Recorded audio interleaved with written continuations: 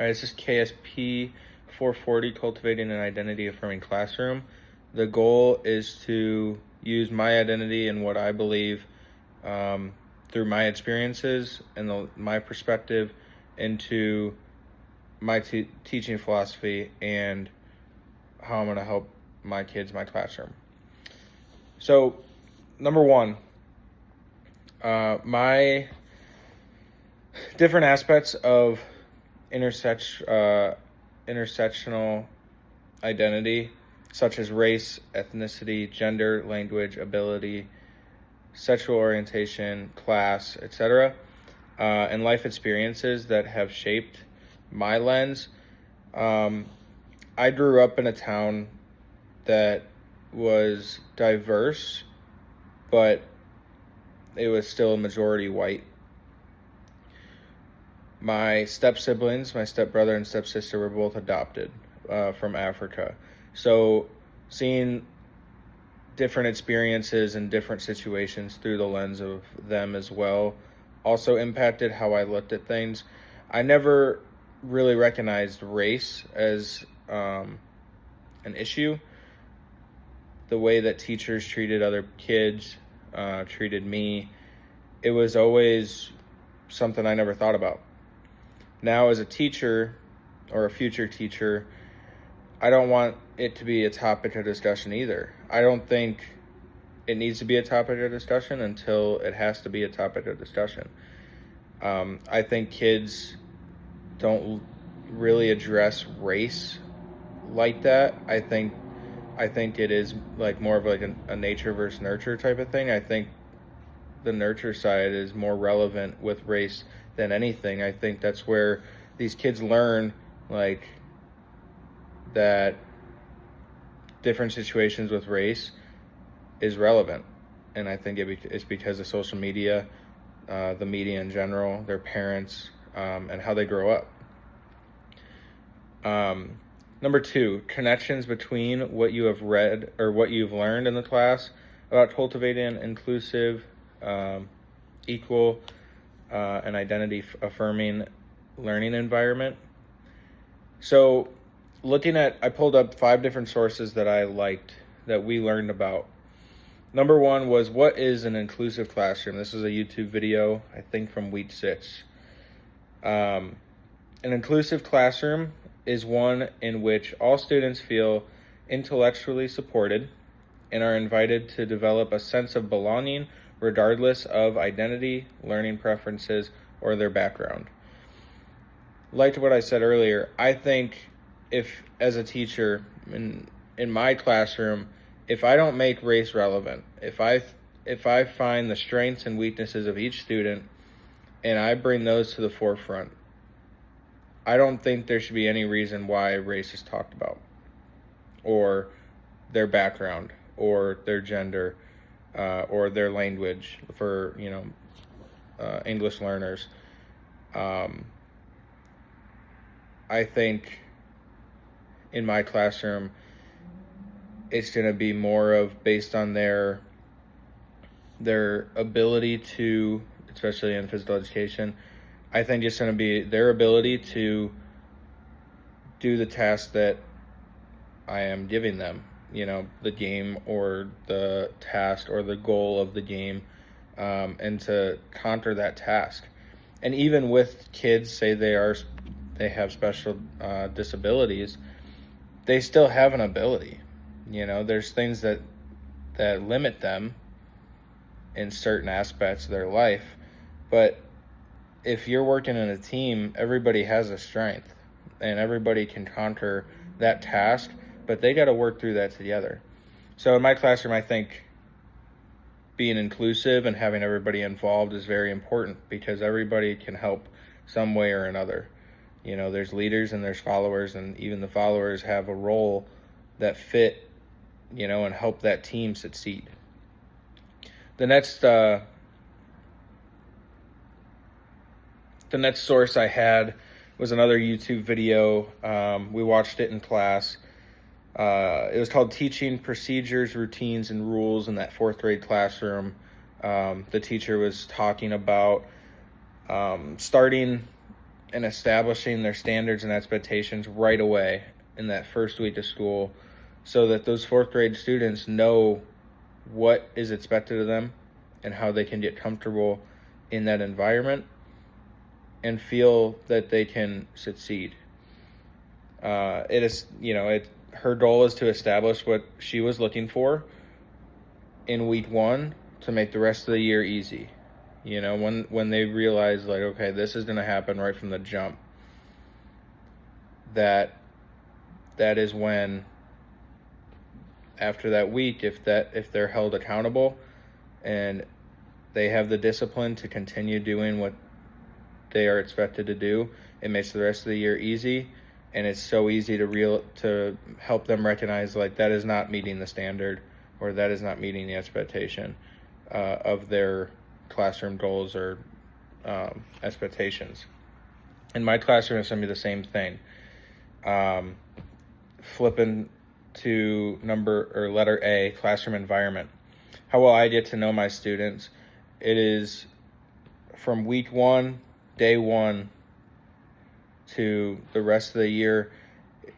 I think I have an ability to connect with anybody because I show that I care, and I ask questions that show that I care, whether it's an after-school event, whether it is a new game they got from the store that night and they come into class the next day all excited about it, or whether it's an art piece that they drew, a painting they painted.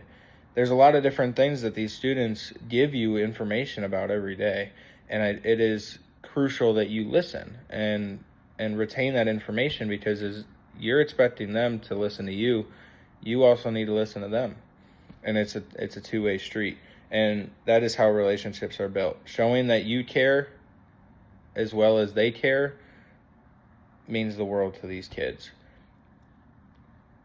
I plan on building that, just like I said, from day 1 to the last day of the school year. They're going to know that Mr. Y has their back and listens to them and supports them in their decisions and what makes them happy, and we'll talk through the stuff that makes them sad. How do I imagine addressing conflict and disruptions in the classroom?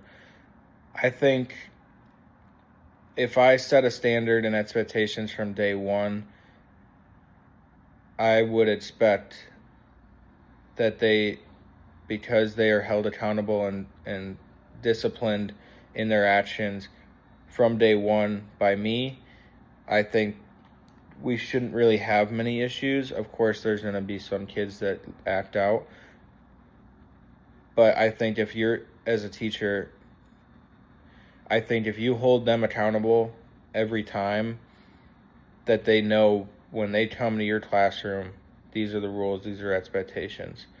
Now, in my classroom or the gym,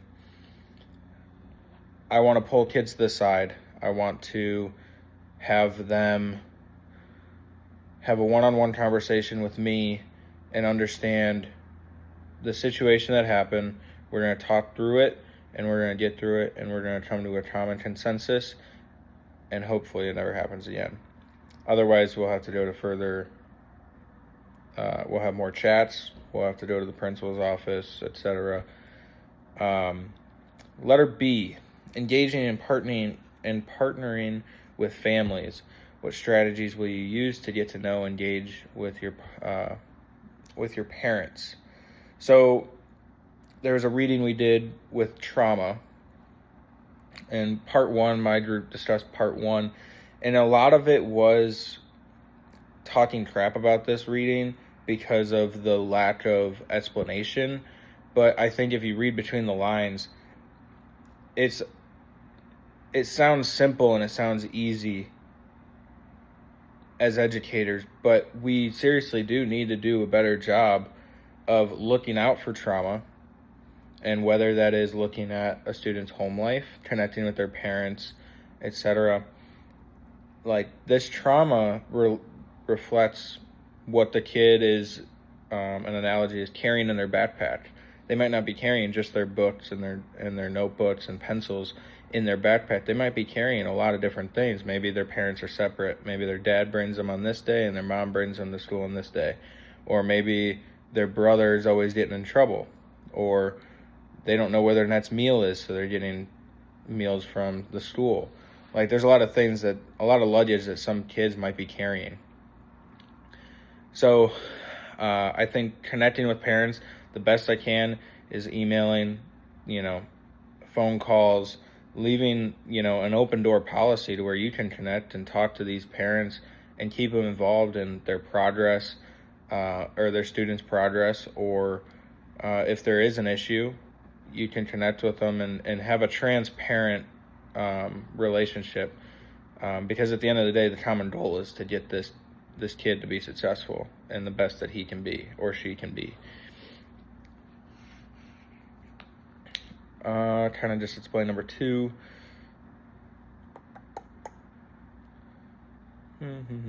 Letter C, lesson planning and pedagogy. So, number 1, supporting learner variability and lesson planning, both special education and language supports. So I watched the video 50 years later of the IDA, or the Individuals with Disabilities Education Act. That was a YouTube video, and then there is a article about multi-tiered system of supports. So I'm also in a class where it is about special education for physical education, and we talked about IDEA. We talked about these multi-tiered systems. It was a tier 1 to tier 4 system. Tier 4 was a referral for special education services, but tier 1 to tier 3 was a general ed classroom, and it kind of ranked it based on accommodations that these students need. And it is based on assessing, observing, and moving them. It is a flexible tier system where they can flow from tier 1 to tier 2 to tier 3 back to 2. It's not where they just stick one at a time if that student really needs those accommodations to help them succeed in the classroom. So in both those sources, kids with disabilities need people that truly care about them. When it comes down to it, if they have adults around them in that district that care about them and getting them the resources they need that accommodate their needs to get them to be the most successful they can be, is the main idea of this whole thing. So incorporating, being inclusive with my teaching plans, there's going to be games and different activities in PE class that I have to accommodate their needs. And knowing their needs is the first step, but then accommodating and figuring out a way to get them included in the game is the next thing. And I think that goes back to establishing the standard and expectations for the whole class from week 1, because we're not going to exclude a kid that has a disability because he has disability. Every game is going to include every single person and get that maximum amount of time for each PE class as we can, because that time is limited. Creating a windows and mirrors learning experience. Like, we should be able to look at ourselves in the mirror. We should be able to be transparent. As teachers, we need to be transparent and be able to look in the mirror and say, okay, what is working and what's not? And what can we do better? Or what can we change to make the lesson plan a little bit easier for these kids, or a little bit more challenging? It's something that you need to be flexible with and understand it's not going to be great the first time around every time. So that is what I have for this. That is my kind of philosophy and what I've learned over the week 7, the first half of the semester.